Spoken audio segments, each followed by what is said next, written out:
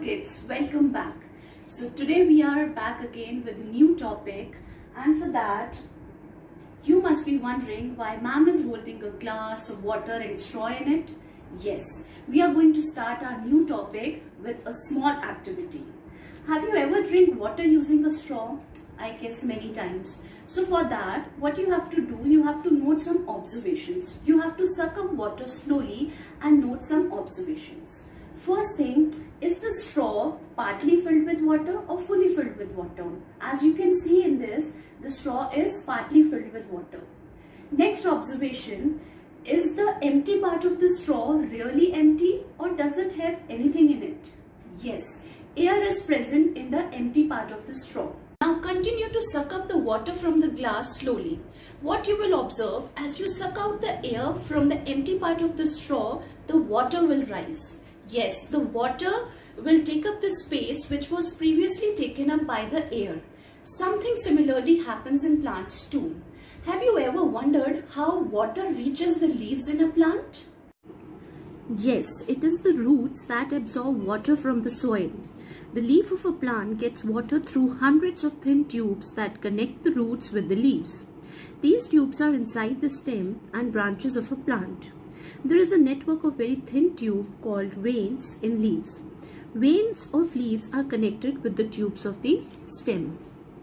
In this way, water reaches the leaves in a plant. Now, let us discuss about the parts of a leaf. Observe the leaf of the peepal tree closely.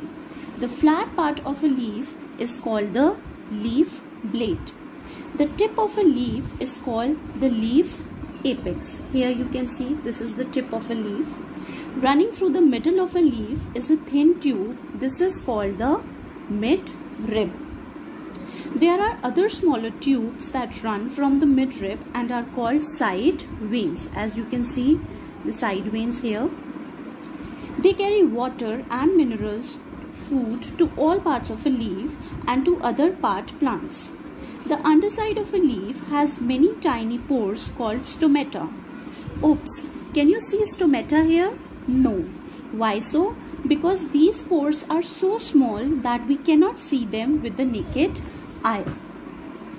Stomata are just like open windows that take in air and allow extra water in the leaves to escape in and in the form of water vapor. So water is lost through stomata. Now let us discuss how do plants make food. Green plants make their food through a process of photosynthesis. Photo means light and synthesis means putting together. Leaves use water from the soil, carbon dioxide from the air and sunlight to make food. Leaves are also called the kitchen of the plant. The water needed to make food is taken up from the soil by the roots. It goes up to the stem to the leaves.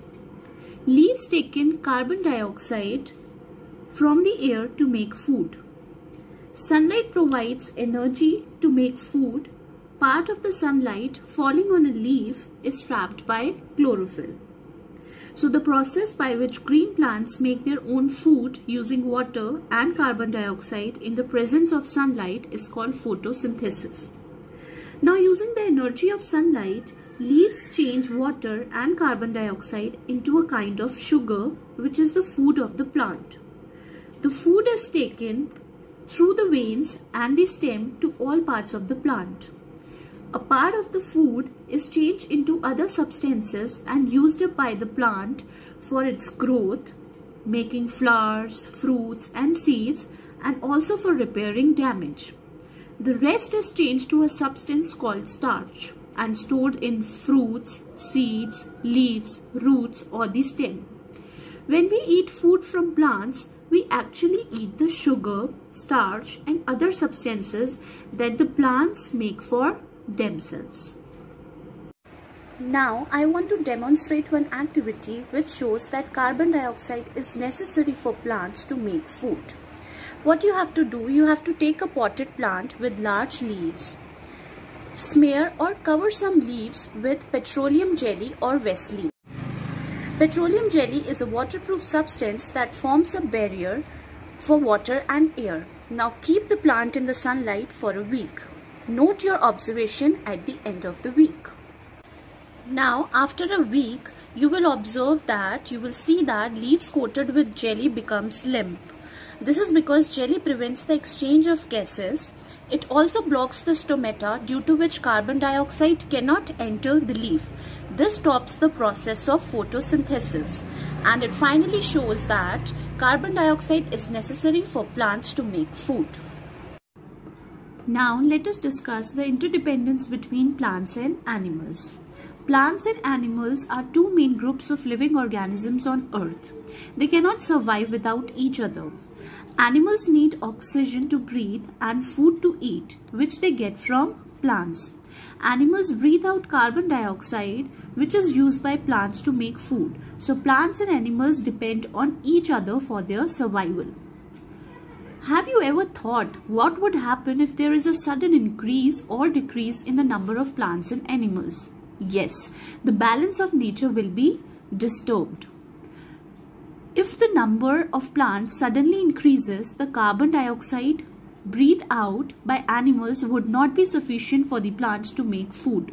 Similarly, if the number of animals suddenly increases, plants may not be able to provide sufficient amount of food and oxygen to the animals and can pose a threat to the survival of either of them. So we need to protect plants and animals in order to maintain a balance in nature. And how can we do that?